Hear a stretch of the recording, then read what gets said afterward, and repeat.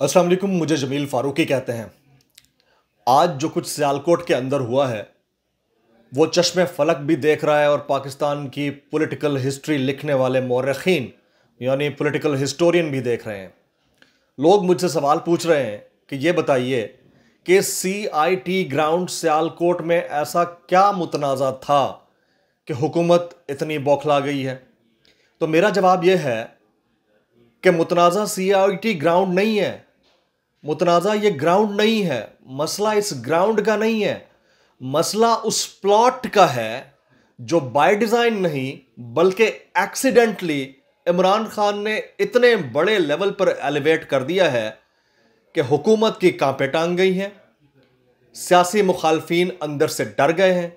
उनको लग रहा है कि इतने बड़े जलसे अगर मजीद हो गए तो उनके गले का फंदा बन जाएंगे। अब वो सियासी प्लॉट क्या है? वो सियासी प्लॉट है 20 तारीख की डेडलाइन, साजिश या बयानिया उसका मुदाखलत का, और इसके अलावा खान साहब की जानिब से लॉन्ग मार्च की कॉल की हतमी तारीख दिए जाने का खदशा। ये वो तमाम कलेक्टिव प्लॉट है जिसने इस वक्त मुखालफीन को शदीद नाला कर रखा है। अब बाय हुक और क्रुक किसी भी तरह से अपोजिशन, जो कि एक वक्त की अपोजिशन थी और आज की गवर्नमेंट है यानी पाकिस्तान मुस्लिम लीग नवाज, वो रचाकर पाकिस्तान तहरीक इंसाफ के जलसों को डेंट पहुंचाना चाहती है, उनके कारकुनान को नाराज करना चाहती है, उनको डराना चाहती है ताकि पिंडाल के अंदर लोगों की तादाद आए तो कम आए और वो ये दिखाने की पोजीशन में आ जाएं, वो ये बताने की पोजीशन में आ जाएं कि लोग तो निकल ही नहीं रहे, तो काहे का लॉन्ग मार्च और काहे का साजिश या मुदाखलत का बयानिया या काहे की इतनी बड़ी कैंपेन इंपोर्टेड हुकूमत नामंजूर की। तो मैं आपको ये गोश गुजार करता चलूं और बड़ी इंपॉर्टेंट मैं इंफॉर्मेशन आपके सामने रखता हूं कि दुनिया की पॉलिटिकल हिस्ट्री में आप देख लें, वो तो मैक्रो लेवल पे बहुत बड़ी हो जाएगी। जब जब किसी भी तहरीक को दबाने की कोशिश की गई तो तारीख ने उस दबाने वाले के मुंह के ऊपर खुद से तमाचे मारे हैं। ये तो अब दुनिया की सियासी तारीख है। नेल्सन मंडेला को देख लें, ह्यूगो चावेज को देख लें, आप फार ईस्ट के अंदर अगर आप जाते हैं तो आप भगत सिंह का देख लें, मूवमेंट किस अंदाज से उसने लीड की थी। और जब जब बरतानवी साम्राज्य ने उसको दबाने की कोशिश की तो क्या निकला उसके अंदर से। आप कश्मीर के अंदर बुरहान वानी की जो तहरीक आज़ादी थी उसके अंदर देखें कि एक बंदे की शहादत से पूरी की पूरी फ्रीडम मूवमेंट कहाँ से कहाँ पहुँच गई। तो जहाँ पर भी बर्बरियत से, जुल्म से किसी भी तहरीक को दबाने की कोशिश की गई है, उस तहरीक ने दोबारा से अपना जन्म पकड़ा है, दोबारा से उसके अंदर एक हवा अपने आप से भर गई और वो तहरीक कहाँ से कहाँ पहुँच गई। मैं आपको पाकिस्तान की पॉलिटिकल एग्जांपल्स देता हूँ। अब जुल्फ़िकार अली भुट्टो की तहरीक थी पीपल्स तहरीक, रोटी कपड़ा और मकान के नाम पर उन्होंने तहरीक बनाई और जब अवाम में बहुत ज़्यादा मकबूल हुए और उन्हें एक तारीख साज बल्कि तारीख के बदतरीन जुडिशल फैसले की भेंट चढ़ाया गया, शहीद हुए, तो उसे जुडिशल मर्डर का नाम दिया गया। तो पीपल्स पार्टी की जो सियासत थी उसके अंदर एक नई रूह फूंक दी गई और पीपल्स पार्टी फिर से जिंदा हो गई। ये एक दफा नहीं हुआ उनके साथ, तारीख में दूसरी मरतबा हमने अपनी आंखों से देखा। ये तो हमने विटनेस किया ना। उससे पहले तो जुल्फ़िकार अली भुट्टो के बारे में तो हमने किताबों में पढ़ा है। बेनज़ीर भुट्टो निकली, सेल्फ एग्जाइल से वापस आई, पाकिस्तान के अंदर उन्होंने बड़ी बड़ी जगह काम किया और बड़े बड़े जलसे किए। कौन भूल सकता है अक्टूबर का उनका जलसा कराची का जहां बॉम्ब ब्लास्ट हुआ था, उसके बाद पिंडी का जहां पे बॉम्ब ब्लास्ट में खुदकुश हमले में वो शहीद हो गए। उनकी शहादत हुई तो पूरा पाकिस्तान बंद हो चुका था। अनारकी की कैफियत हो, लोग ATM तक उखाड़ के ले गए, घरों से निकले हुए लोग वापस नहीं आए कई कई दिन तक, और बाज का तो अभी तक पता नहीं चला कि वो कहाँ गए हैं।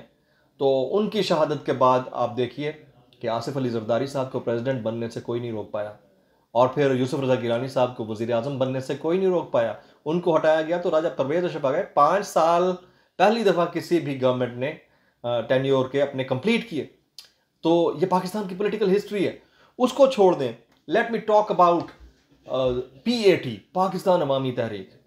सानिया मॉडल टाउन जिसकी 14 लाशों का खून खुद राना सनाउल्लाह साहब के हाथों के ऊपर है, जब उनकी तहरीक को दबाने की कोशिश की गई तो उसके चंद दिन के बाद आपने 126 रोज़ा धरना देखा। 126 days of A sit in Islamabad. तो वो उसका नतीजा फिल वक्त तो किसी ने नहीं देखा था, फिल फौर तो किसी ने नहीं देखा था, लेकिन उसका नतीजा बहरकैफ एक बड़े रिलीफ की सूरत में आया और 2018 में इमरान खान गवर्नमेंट ले गए। गो कि पीएटी को बतौर सियासी मजहबी जमात इसका डायरेक्ट कोई फ़ायदा ना हुआ और सानिया मॉडल टाउन के ऊपर कोई कार्रवाई आगे ना बढ़ सकी, कोई इंसाफ ना मिल सका, वो भी आज तक नाराज़ हैं। लेकिन बहरहाल उस तहरीक को दबाने की कोशिश की गई तो उसके रेपरकशंस आए। Let me talk about Imran Khan साहब टेन्योर। उनके दौर में क्या हुआ? उनके दौर में भी एक तहरीक को दबाने की कोशिश की गई। आप और हमने देखा मस्जिद रहमतुल्लिल आलमीन के अंदर क्या हुआ, सबको पता है। एक मजहबी सियासी जमात के लोगों को दिन दिहाड़े भून दिया गया। फिर वजीराबाद के अंदर क्या हुआ वो हम सब ने देखा और उसका नतीजा जो था वो भी हमारे सामने है। उसका नतीजा ये हुआ कि उनके जो अमीर हैं उनको एक पॉइंट पर आकर रिलीज करना पड़ा। उस तहरीक के अंदर एक नई रूह फूंक दी गई और वो तहरीक एक बाकायदा से तहरीक बनकर उभरी। तो उसको आप निगलेक्ट नहीं कर सकते हैं। अब बात कर लेते हैं हम पाकिस्तान तहरीक इंसाफ की। पाकिस्तान तहरीक इंसाफ का जो नैरेटिव है एक बहुत बड़ा मॉन्स्टर है। इस नैरेटिव को आप छोटा नैरेटिव नहीं कह सकते। साजिश या मुदाखलत, फिर इम्पोर्टेड हुकूमत नामंजूर, फिर गुलामी नामंजूर, और फिर इतने बड़े मॉन्स्टर या एनाकोंडा का इन 11 जमाती इत्तेहाद यानी PDM हुकूमती 11 को मुंह चढ़ाते हुए ये दिखाना कि तुम्हारे खिलाफ खड़ा है तो एक खिलाड़ी खड़ा है। जो लोग सिंपथाइजर नहीं भी थे वो भी सिंपैथी जोड़कर बैठ गए। उन्हें अंदाजा हो गया कि इमरान खान राइट पे खड़े हैं। शायद राइट पे उनकी नज़र में ना भी हो, फिर भी उनकी सिंपैथी उनकी तरफ आ गई, क्योंकि उनका जो चोर चोर लुटेरे लुटेरे पाकिस्तान लूट के खा गया, दौलत बाहर रख दी, और फिर चेरी ब्लॉसम और फिर डीजल का बयानिया, वो इतना पॉपुलर हुआ है कि सब उस पॉपुलर नैरेटिव के आगे बोने लगना शुरू हो गए। और आज सियालकोट के अंदर इन्होंने क्या किया है? सियालकोट के अंदर आपने CIT ग्राउंड को मुतनाज़ा बनाने की कोशिश की है, जो कि मसीही बरादरी के पास है। और ख़ुद मसीही बरादरी कहती है यहाँ पर हमारी बर्थडे पार्टीज़ होती हैं, यहाँ मुख्तलिफ मजहबी जमातें अपने तकरीबात रखती हैं और हम तो इस कंट्रोवर्सी में पढ़ना ही नहीं चाहते। वो तो कहते हैं कि नून लीग इस मजहबी सेंटिमेंट को गलत इस्तेमाल कर रही है। और गलत इस्तेमाल पहले भी मस्जिद नबवी में जो शोर गोगा हुआ चोर चोर का मरियम औरंगजेब और शाहजहान बुख्ती के खिलाफ, उसके ऊपर भी उन्होंने तौहीन मजहब का कार्ड, जो कि उसूली तौर पर अगर इस्तेमाल होता सऊदीया में होता, वो पाकिस्तान में इस्तेमाल करके गिरफ्तारियों का इंदिया दिया था, जो लोगों को बहुत बुरा लगा और उसके बाद उनको बैकफुट पे जाना पड़ा। अब ये इस मोमेंटम को ब्रेक कर नहीं पा रहे थे, क्योंकि इमरान खान रोज़ाना, अभी कल ही हमारी एंकर्स की मीटिंग हुई, उसमें मैं बैठा हुआ था, वो सारी तफसीलात आपने देख ली होंगी। तो इमरान खान रोज़ाना किसी ना किसी तरीके से हैमर कर रहा है। आज क्या किया उन्होंने? इतनी बड़ी गिरफ्तारी हुई है उस्मान डार की, उनके भाइयों की, इन फैमिली की, उन्होंने पाकिस्तान के 3 बड़े शहरों के अंदर पुरअमन एहतजाज की कॉल दे दी है। कराची के अंदर मिलीनियम मॉल के ऊपर हो रहा है, सियालकोट के अंदर, और लाहौर के अंदर लिबर्टी पे हो रहा है, इस्लामाबाद के अंदर हो रहा है। रोक लें फिर आप। तो ये जो मोमेंटम बिल्ड होता है ना, इसको आप रोक नहीं सकते। तहरीकें दबाई नहीं जा सकती हैं। तहरीकों का हल ये है कि आप टेबल पर बैठते हैं, निगोशिएट करते हैं और उस निगोशिएशन के एंड पे जो रिजल्ट निकलता है उसके ऊपर इत्तफाक करते हैं, अदरवाइज इसका कुछ भी नहीं निकलना होता। तो इस मसले का वाहिद और सिर्फ वाहिद हल क़ब्ल अज़ वक्त इंतख़ाबात और इलेक्टोरल रिफॉर्म्स हैं। और अगर उसकी तरफ ना गया तो ये जो सिट इन 4 शहरों के अंदर हुआ है, ये पाकिस्तान भर के रेलवे ट्रैक्स और सड़कों के ऊपर हुआ तो मुल्क के लिए अनारकी की कैफियत होगी। जमील फारूकी को इजाज़त दीजिएगा।